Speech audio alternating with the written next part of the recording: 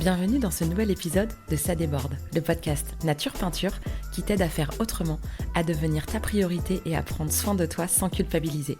Je m'appelle Lucille, je suis psychopraticienne et ici je te parle de mon parcours, mes galères, mes réussites, mes coups de cœur, mes coups de gueule aussi et les clés qui m'ont aidé à avancer et que j'ai à cœur de partager avec toi. Pour que tu apprennes à mieux te connaître, à dépasser tes peurs et tes doutes, pour laisser enfin déborder pleinement qui tu es. Alors installe-toi confortablement et c'est parti. Bonne écoute! Hey coucou, je suis ravie de te retrouver comme tous les vendredis pour un nouvel épisode de podcast. Et cette semaine, c'est de nouveau un épisode solo. Et je continue un peu cette mini-série de l'été avec cette idée d'explorer nos facettes intérieures à travers les différents éléments. Donc après le feu, il y a 15 jours, c'est au tour de la terre. Donc, comme je te disais, le bélier démarre, parce que je fais toujours un lien avec l'astrologie, le bélier démarre donc l'histoire de l'astrologie, tout ce cycle qui recommence comme tous les cycles. Et c'est vrai que l'astrologie, c'est un cycle en fait qu'on peut diviser en deux. C'est un cycle qui va travailler en duo, qui va travailler en trio, qui va travailler en quatuor et qui va travailler même en un grand cycle. Il y a aussi un côté 6 et un côté 12. Je fais une petite digression. Le grand 1, c'est tout le cycle de l'astrologie de 1 à 12. Le 2, c'est le fait qu'on commence par un signe émissif qui émet vers l'extérieur pour ensuite avoir un signe réceptif. Émissif, réceptif, c'est comme une respiration finalement. C'est genre on expire, on inspire. Expire, inspire. Et ça, de 1 à 12, cette alternance marche jusqu'à la fin. Ensuite, le côté triple, c'est quand on divise avec les modes des signes. Les signes cardinaux, fixes, mutables. Je ne vais pas rentrer trop dans le détail, mais en gros, on va prendre la terre. Il y a 3 signes de terre, 3 signes d'eau, 3 signes de feu, 3 signes d'air. Donc c'est ce triptyque-là, ce trio-là, où chacun des 3 signes d'un même élément va avoir une fonction un peu de débuter l'histoire. Souvent je dis ça, il y a un côté impulsion, début de l'histoire, et l'élément qui déclenche l'histoire. Ensuite il y a le développement de l'histoire, et après il y a un peu la conclusion ou la morale de la fable, un peu ce qu'on en retire une fois que le chemin est terminé. Donc ça c'est le côté triple. Le côté pour 4, c'est les 4 éléments. Donc ça, c'est ce que j'explore. Pas forcément spécifiquement à travers l'astrologie, mais j'ai décidé d'explorer les 4 éléments. Ensuite, le côté 6, c'est les paires. Il y a 6 paires de signes, 6 axes. Et chaque axe va avoir un enjeu bien particulier avec un extrême et l'autre. Et c'est vraiment le côté blanc-noir, tout l'un, tout l'autre. Mais quand même, il y a un fil conducteur entre les deux. Il y a quand même quelque chose qui les relie et qui font qu'ils fonctionnent bien ensemble, même s'ils sont diamétralement opposés. Et puis le 12, c'est le côté de chaque signe. Et le 1, puisque j'ai commencé par le 1, mais quand j'ai fait ma liste, j'avais fini par le 1. C'est la réunion de tout ça qui fait finalement un seul cycle. Donc peu importe quel cycle, par combien on divise finalement les cycles.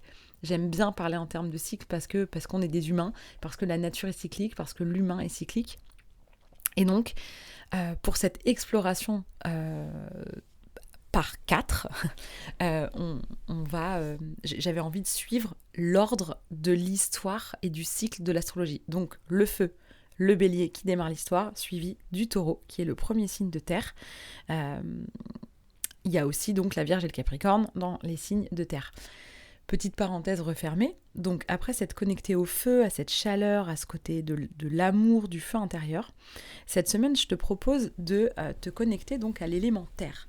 Donc de la même manière, déjà dans un premier temps, l'idée ça va être juste de penser à l'élément terre en lui-même très concrètement. Moi j'aime bien quand c'est concret. Et en réalité, déjà de juste prendre conscience de ce que c'est la terre, de ce que ça apporte, à quoi ça sert. Déjà, ça donne une bonne idée de cette terre intérieure. Parce qu'encore une fois, dans l'élément feu, ce qui m'intéressait finalement, c'était le feu intérieur. Et dans l'élément terre, ce qui va m'intéresser, c'est ta terre intérieure. Donc, prenons déjà juste de la terre. La terre, ça a quelque chose de solide, de stable, de lourd, de concret. Quelque chose de riche. Alors encore une fois, j'ai envie d'en parler dans le côté euh, les avantages, les bénéfices. J'ai pas envie pour une fois d'aller aussi dans le côté un peu plus dark side, shadow work, ce que j'ai plus l'habitude de faire. Mais j'ai envie de t'inviter à te connecter à ce qu'il y a de beau dans chacun des éléments et que ces 4 éléments existent à l'intérieur de toi. Et donc de te connecter à ce qu'il y a de beau à l'intérieur de toi. Et que tu puisses voir pour chaque élément si ça te parle et que tu reconnais cet élément comme étant quelque chose qui fait beaucoup partie de ta manière d'être, de faire, de penser, de concevoir. Ou si peut-être tu manques un peu de terre, peut-être un petit peu d'ancrage. Donc j'aime bien commencer par l'élément en lui-même, puis un peu les expressions. Parce que je trouve que ces bonnes vieilles expressions, ça vient véhiculer des choses. Donc, les expressions avec terre, souvent, on va dire, on est sur la terre ferme, d'être terre à terre, de revenir sur terre, d'avoir les pieds sur terre. Il y a vraiment cette idée d'être présent, d'être ancré, d'être là et pas ailleurs. Il y a vraiment quelque chose de c'est ici et maintenant. Et la terre, elle amène vraiment à ce côté richesse intérieure, terre intérieure, et qu'est-ce qu'on peut faire avec de la terre ? On peut faire pousser des choses.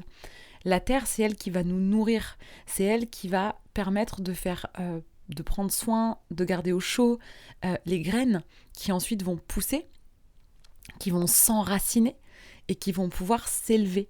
Et finalement, qu'est-ce qui fait qu'un chêne peut... qu'un gland, même au départ, juste une petite graine, peut devenir un chêne centenaire énorme, c'est aussi le réseau racinaire. Pour qu'un arbre tienne debout à la verticale, il faut qu'il ait des sacrées racines pour se stabiliser. Donc, de vraiment prendre le temps de s'ancrer, de s'enraciner, ça permet de venir enrichir ce qu'on peut faire émerger de notre terre.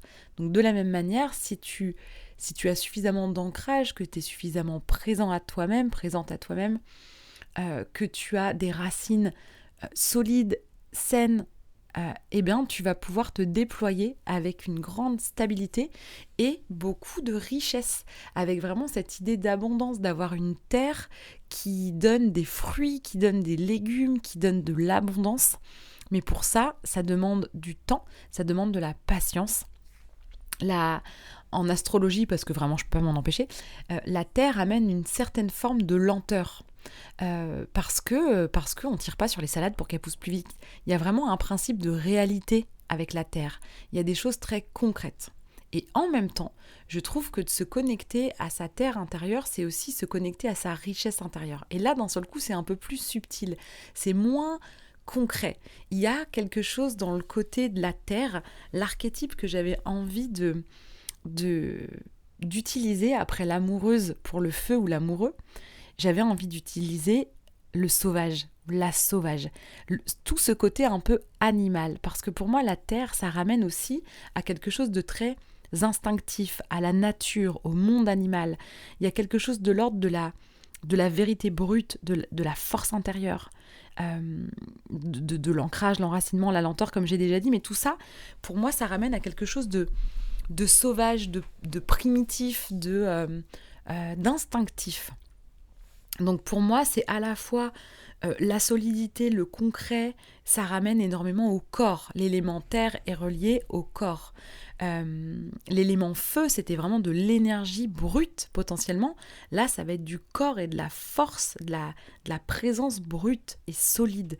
Il y a vraiment cette idée d'ancrage, de solidité, de stabilité que vient amener cette terre, tout en étant dans l'idée d'avoir envie de cultiver sa terre intérieure. Mais avec cette notion toujours quand même de plaisir derrière, de pouvoir profiter des fruits en fait de son travail, des fruits de sa terre, pour se nourrir, pour savourer avec toujours un peu cette lenteur et d'avoir un peu ce plaisir des sens, parce que vraiment ça ramène au corps. Donc la terre pour moi ça parle de corps, ça parle d'instinct, ça parle des 5 sens, mais ça parle aussi de toute notre richesse intérieure. Qu'est-ce qu'on a dans nos terres intérieures qui ne demandent qu'à pousser, qu'à grandir, qu'à être arrosé pour se déployer et pour s'enraciner. Donc vraiment, cet épisode va avoir mon intention en tout cas à travers cet épisode, c'est que tu viennes sentir un peu ce lien à cette terre intérieure. Et pour ça, tu peux peut-être te poser aussi quelques questions. Si on doit parler de la connexion au corps, tu peux te demander qu'est-ce que mon corps essaye de me dire ? Est-ce qu'en ce moment, tu as l'impression que ton corps essaye de te dire quelque chose ? Ou est-ce que globalement, dans ton quotidien, dans ta vie, est-ce que tu écoutes ton corps ? Est-ce que tu entends ton corps ? Est-ce que tu es connecté à ton corps, à tes sensations, à tes ressentis ? Donc, pose-toi cette question. Tu peux aussi te demander quand est-ce que tu as renoncé à ton instinct pour être raisonnable ? Parce que la Terre, même s'il y a quelque chose de concret, de stable, de structuré, je trouve quand même que ça ramène à cet instinct sauvage et à cette espèce d'instinct primaire où c'est pas la raison qui prime. Donc est-ce que tu es facilement connecté comme ça à cet instinct un peu brut, un peu sauvage, un peu animal, ou est-ce que il y a beaucoup ta raison et ton mental qui prennent le dessus ? Est-ce que tu es connecté à tes tripes, à ton bide, vraiment à ce qui émerge de ta terre intérieure ? Tu peux aussi t'interroger sur quelles sont tes racines. C'est quoi tes racines ? Est-ce que tu sens que tes racines sont saines, sont nourrissantes, sont suffisamment développées pour te soutenir ou pas ? Donc voilà les questions que tu peux aussi te poser. Tu peux aussi te demander comment est-ce que tu peux te relier davantage à la nature, parce que ça aussi, ça aide à s'ancrer. Et l'ancrage, c'est quoi ? C'est aussi être ici, maintenant, être là, dans l'instant présent. Pas dans des peurs qui t'amèneraient vers le futur, enfin, ou en tout cas dans le futur qui t'amèneraient des peurs. Je ne sais pas qui est l'œuf et la poule dans cette histoire. Ou dans de la tristesse et de la mélancolie qui te raccrocherait au passé. Mais juste d'être dans l'instant présent, là, maintenant, tout de suite. Comment tu te sens ? Comment tu te sens à l'intérieur de ton corps ? Pas une histoire de comment tu te sens mentalement ni psychologiquement, mais dans ton corps. Comment il est ton corps ? Il est reposé ? Il est fatigué ? Il est tendu ? Il est blessé ? Tu vois ? Pose-toi ces questions-là sur ton corps. Donc tout ça, ça va être des manières, sans forcément s'en rendre compte, mais de se connecter à la facette de animal sauvage à l'intérieur de soi, avec quelque chose de beaucoup plus instinctif. Dans une idée de petits rituels que tu pourrais faire pour te connecter à la Terre. Bon, j'ai pas été chercher midi à 14h, hein, c'est vraiment évident presque, j'ai envie de dire, mais parfois c'est tellement évident qu'en fait, faut le dire. Hein. C'est de marcher pieds nus. Alors, je sais que c'est tout bête, mais par exemple, moi, c'est pas si simple. Je déteste marcher pieds nus. Donc, pour se relier, un peu se connecter à cet enracinement, à cet ancrage, à cette énergie de la terre, tu peux soit marcher pieds nus, ne serait-ce que dans ta maison, hein, mais idéalement peut-être dans de l'herbe, ou si t'as la plage ou que t'es en vacances, dans le sable, d'être pieds nus comme ça, et de voir comment tu te sens. Est-ce que t'es à l'aise, pas à l'aise ? Ça vient aussi dire où t'en es de ton ancrage et de ta connexion à ta terre intérieure et à ta présence et à ton corps. Donc ça peut déjà te donner des indications. Tu peux déjà te demander, voir si tout ce vocabulaire-là te parle.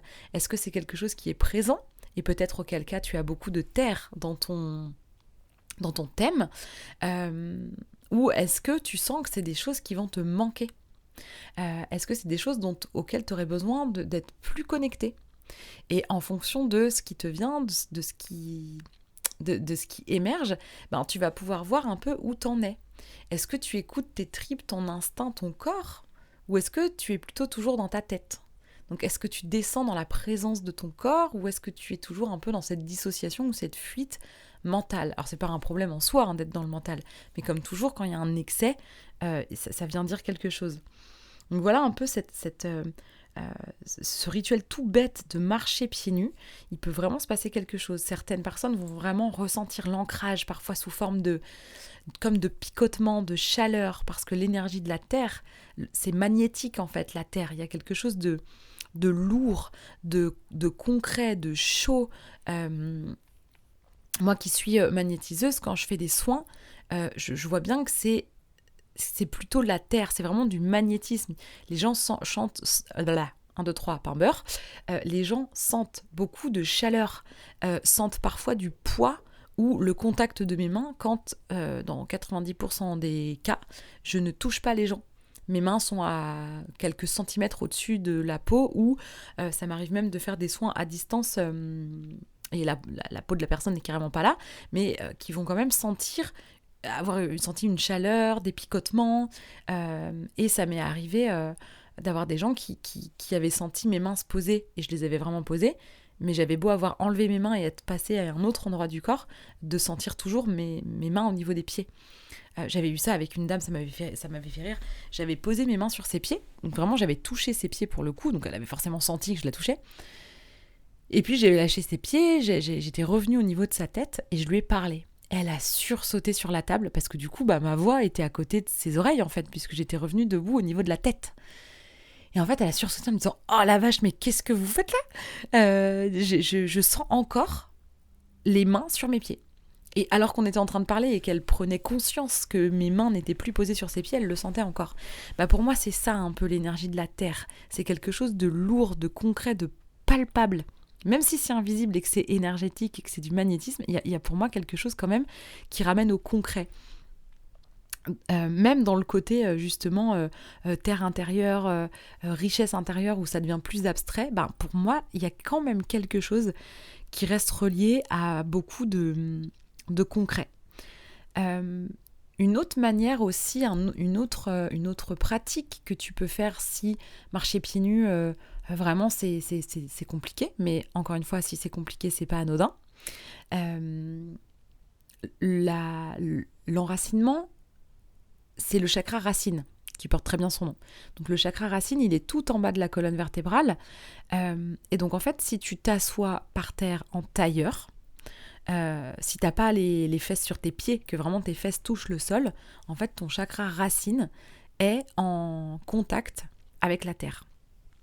Donc tu peux faire un peu ces petits rituels d'ancrage où l'idée, si tu marches pieds nus ou si tu t'assois en tailleur, pareil dans le sable, dans l'herbe ou même chez toi, c'est pas grave, c'est toujours une histoire d'intention, même si la connexion réelle à la nature vient apporter quelque chose de supplémentaire.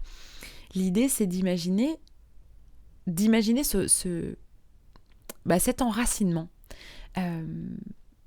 ou de te rendre compte que tu le sens pas si naturellement que ça et peut-être de l'inventer, de te dire et si je sentais des racines et si je me sentais enracinée et si je sentais cette énergie terrestre, qu'est-ce que je sentirais ? Est-ce que ça me picoterait ? Est-ce que ça me réchaufferait ?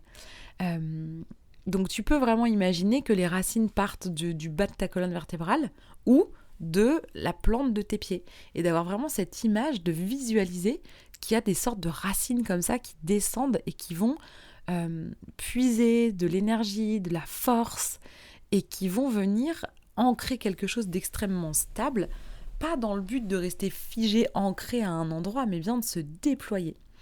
Donc il y a vraiment cette idée de entre ciel et terre malgré tout. Une graine, un arbre, est profondément enraciné dans la terre et s'élève vers le ciel. Donc c'est comme s'il y avait un pont entre les deux, d'où ce côté un peu à la fois très concret, tout en étant quand même assez animal. Et pour moi, le côté terre, le côté terre intérieure, richesse intérieure, peut-être que je me trompe, peut-être que c'est pas ça, mais c'est ma perception. Je ramène ça beaucoup au féminin. Pour moi, il y a un peu cette idée d'instinct féminin. Et c'est pas, je parle pas des femmes et des hommes, hein, je parle bien de féminin et masculin. Pour moi, ce qui se passe quand c'est plutôt tourné vers l'intérieur, c'est féminin. Si on reprend ce que je disais au début avec cette idée de respiration, inspiration, expiration, le côté expiration, quand c'est tourné vers l'extérieur comme le feu par lequel on a commencé et l'air qu'on verra dans 15 jours, ça va vers l'extérieur. Et ça, pour moi, c'est plutôt masculin. Il y a plutôt le côté d'être tourné vers l'extérieur, de rayonner à l'extérieur, de connecter avec l'extérieur, de rendre concret à l'extérieur de soi, etc. Et dès que c'est plus réceptif, que c'est plus tourné vers l'intérieur, pour moi on est plutôt dans le féminin, dans la richesse intérieure, la terre intérieure.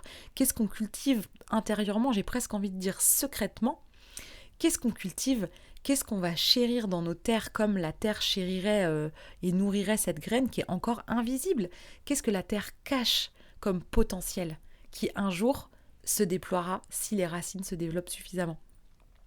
Moi, je relie ça beaucoup au féminin, donc avec tout ce côté aussi charnel, corporel. euh, je pense surtout au taureau quand je dis ça, avec Vénus qui est le maître du taureau et qui véhicule un peu ce côté charnel, sensoriel, avec tout cet enjeu de la beauté de qui tu es dans ta richesse intérieure. Donc voilà ce que ça véhicule pour moi. Alors je ne sais pas comment tu te sens avec tout ça, et je ne sais pas si tu as l'impression de peut-être d'avoir un excès de terre, ou peut-être de ne pas en avoir assez, ou juste d'avoir cette envie, et je t'invite vraiment, je te propose de continuer l'exploration de tes facettes à travers ces éléments, et je t'invite pour les 15 prochains jours, après avoir mis un peu un focus sur la facette de feu, de vraiment venir mettre un focus sur ta facette de terre et de venir te connecter à ton corps, à l'instant présent, de faire des choses en pleine conscience, tu vois, de manger en étant en conscience que tu manges, de marcher pieds nus en ayant vraiment la conscience que tu marches pieds nus, et avec cette idée de te dire chaque pas que je fais au sol m'enracine, me connecte, que ce soit vrai ou pas, que tu y crois ou pas, ça fait jamais de mal. Et pour moi, comme dit toujours d'ailleurs mon formateur, là où la conscience est, l'énergie est. Donc si tu mets de la conscience et que tu mets un peu ton focus sur ces facettes qui vont être reliées à la terre, à la sauvage, au sauvage intérieur, à cet instinct brut, à cette force brute, eh bien ça vient mettre du coup l'énergie à cet endroit-là. Donc ça peut venir te connecter, et surtout si tu n'as pas forcément l'habitude ou c'est pas si simple, d'être dans cette idée d'être connecté à ton corps, de prendre soin de ton corps et d'écouter un peu ton corps.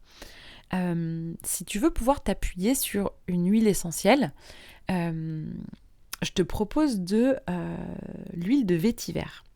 Alors le vétiver, c'est un graminé qui a des racines énorme. En fait, c'est une plante qui a une racine qui pousse à la verticale et qui peut s'enfoncer dans la terre jusqu'à 3 mètres de profondeur. Alors qu'on parle d'une petite tige de graminée, c'est quelque chose de très fin, de très léger. Et je me demande si la racine n'est pas plus grosse que la tige. Alors que souvent les plantes... Enfin, quoique parfois, il y a des racines qui sont carrément mangeables et qui sont énormes par rapport à la plante.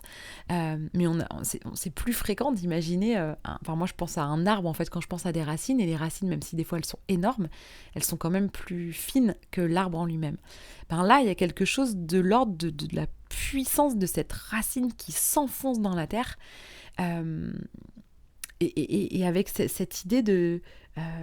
c'est une huile qui connecte dans les bienfaits de cette huile, entre autres, parce que toutes les huiles essentielles ont beaucoup de bienfaits, mais c'est vraiment une huile qui va favoriser l'ancrage et la présence.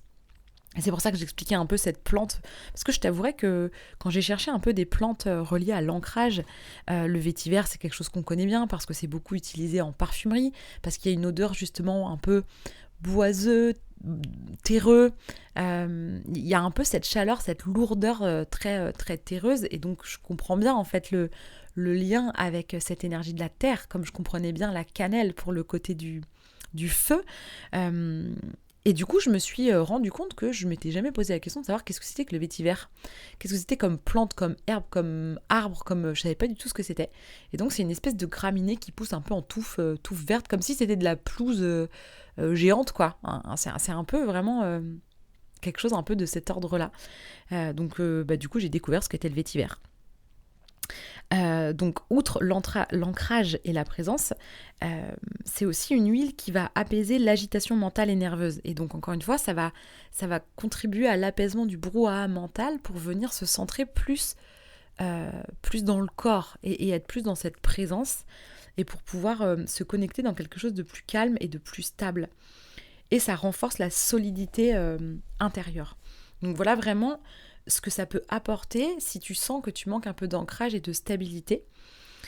Et pour pouvoir te connecter à cette énergie, je vais aussi te proposer des petites phrases, des petits mantras que tu vas pouvoir écrire. Donc encore une fois, comme il y a 15 jours, l'idée c'est pas de tout faire ce que je te suggère, mais je fais exprès de proposer des rituels, des phrases, des huiles, des questions, de l'écriture, parce que chacune va avoir sa sensibilité et sa manière de se connecter. Et donc, prends ce qui résonne pour toi, laisse le reste, et juste sois dans cette intention d'avoir envie de te connecter à cet élémentaire et à cette facette un peu sauvage et animale.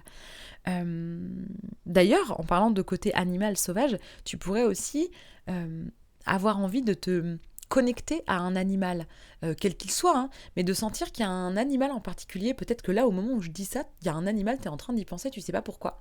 Et va peut-être voir la symbolique de cet animal. Il peut y avoir quelque chose comme ça, d'un soutien animal, c'est très amérindien. Les Amérindiens ont tendance à être très connectés. Les chamans, en général, sont assez connectés au règne animal. Donc parfois, il y a ce côté instinctif animal.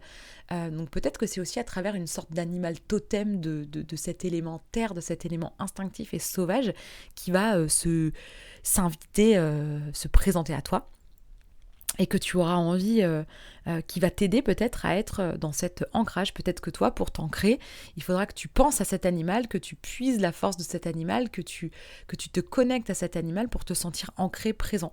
Donc il y a vraiment plein de manières de faire. Donc essaye pas de faire comme les autres, de faire ce qui a l'air efficace pour les autres, mais ça peut être aussi ça. Dans les petites phrases qui vont aller avec cette idée de connexion à la terre, au moment présent, à ton corps, il y a vraiment cette phrase de se dire « je suis entier ». Je suis entière, je suis présente, je suis présent. Et cette idée de je suis stable, quoi qu'il se passe autour de moi. Parce que être stable et être dans cette force intérieure, ça ne veut pas dire que la vie est zen autour et qu'il n'y a rien qui bouge. Un arbre dans la tempête, il a quelque chose de stable quand même. Alors parfois, si la tempête est trop violente, il casse, hein. Mais l'arbre est toujours aussi solide et que le vent souffle ou qu'il souffle pas, que les éléments se déchaînent ou qu'il y ait du calme, parce que finalement c'est cette stabilité intérieure qu'il faut connecter. Et comme nous répète souvent Tiffaine qui m'a accompagnée sur l'entrepreneuriat, Tiffaine Gualda, elle dit souvent je peux être brassée par le chaos et être celle qui me fait traverser le chaos. Je peux être déstabilisée par le chaos et être stable et me faire traverser le chaos. Il y a un peu des deux, c'est-à-dire que quand tout s'agite, de ralentir, de respirer, de revenir vers l'intérieur dans ce mouvement plutôt réceptif, il y a quelque chose qui se calme, qui s'apaise, on se reconnecte à ses ressources intérieures et on va chercher à l'intérieur ces ressources pour sortir, traverser, affronter le potentiel chaos extérieur. Donc c'est cette idée-là. C'est pas une idée de calme absolu, c'est une idée d'aller connecter le calme même en pleine tempête. Et pas de manière illusoire, genre je vois pas que c'est la tempête, tout va bien, je vais bien. C'est pas ça. Hein. C'est vraiment de sentir qu'il y a profondément des racines profondes, une stabilité intérieure, une sécurité intérieure qui va te permettre de traverser tout ça.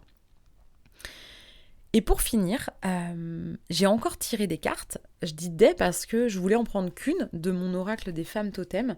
Et en fait, il y en avait deux qui étaient collées l'une à l'autre. Je ne me suis pas rendu compte. Donc je me suis dit qu'il n'y avait pas de hasard et que les deux avaient leur intérêt. Et encore une fois, la magie des cartes me fascinera toujours et m'émerveillera toujours. J'ai tiré les cartes de la beauté et de l'intuition. Et je trouve que c'est génial parce que le côté intuitif, comme ça, juste l'intuition, je ne l'aurais pas relié à la terre.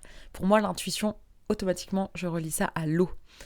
Mais avec tout ce que j'ai pu dire et ce côté plus instinctif, plutôt instinctif qu'intuition, mais ça reste quand même une intuition du corps. Pour moi, l'instinct, c'est l'intuition du corps. Et le côté de la beauté, moi, je trouve que c'est la beauté brute, la beauté sauvage, et tout ce côté du féminin sauvage qui va s'écouter dans ses tripes, et il y a quelque chose de beau en fait à voir ça, et toute la richesse de ta terre intérieure va faire pousser, va faire déployer de la beauté en fait. Et finalement ta beauté et ta richesse intérieure, si tu t'enracines et que tu te sens suffisamment safe pour laisser sortir ça de toi, pour pouvoir aller vers le signe suivant, vers le mouvement suivant, puisque là on est dans un mouvement réceptif, de pouvoir aller vers le mouvement suivant qui est émissif, de pouvoir expirer maintenant que tu as bien inspiré, et quand tu as été bien inspiré, tu vas pouvoir expirer et transmettre et partager ce qui a pris racine et ce qui a poussé à l'intérieur de toi. Et ça, c'est juste de la beauté en fait. Et avec cette intuition, cet instinct de faire confiance à ce qui pousse à l'intérieur. Et c'est pas parce que tu vois pas encore les résultats qu'il se passe rien. Quand tu plantes une graine, tu vas pas aller gratter la terre toutes les 5 minutes pour vérifier s'il y a un germe ou pas. Donc il faut faire confiance, faire ce qu'il faut et laisser en fait, une fois que tu as fait ce qu'il fallait, d'être dans la confiance que des choses belles émergeront. Donc voilà, j'espère que tous ces petits tips, que toutes ces questions que tu peux te poser... Ah si, juste, je t'ai pas juste dit si plutôt qu'un questionnement, tu sens que tu pourrais être toi connecté à l'écriture, mais que le fait de te poser des questions de toi à toi, c'est pas si simple. Une petite phrase que tu peux, pour démarrer en fait une écriture et voir avec l'intention de te connecter à la part sauvage en toi, tu peux commencer à écrire « Quand je me connecte à ma part sauvage », 3 petits points, et de laisser venir ce qu'aura envie de venir, ce qui viendra, ce qui émergera de cette part sauvage à l'intérieur de toi. Donc j'espère que tout cet éclairage, que cette manière de voir, que ces facettes-là, j'espère que tu t'es reconnu ou que si tu t'es pas reconnu, ça t'a donné envie d'aller t'y connecter. En tout cas, j'espère que ça t'a plu. N'hésite pas à me faire des retours sur Instagram. Comme toujours, je te remercie de ta fidélité et de ton écoute. Si ça t'a plu ou que tu penses que ça peut plaire à quelqu'un, n'hésite pas à partager cet épisode. Et je te souhaite une belle journée ou soirée et je te dis à la semaine prochaine. Si cet épisode t'a plu, tu peux laisser un commentaire, noter avec tout plein d'étoiles ou encore t'abonner pour ne pas rater les prochains. Tu peux aussi partager cet épisode pour que d'autres personnes osent laisser déborder qui elles sont vraiment. Et si tu veux en savoir plus sur ma manière de travailler, mes outils et les accompagnements que je propose, rendez-vous sur ma page Instagram L'Oreille et la Plume ou sur mon site internet. Merci beaucoup de ton écoute et de ton soutien. Passe une belle journée ou une belle soirée et on se retrouve bientôt.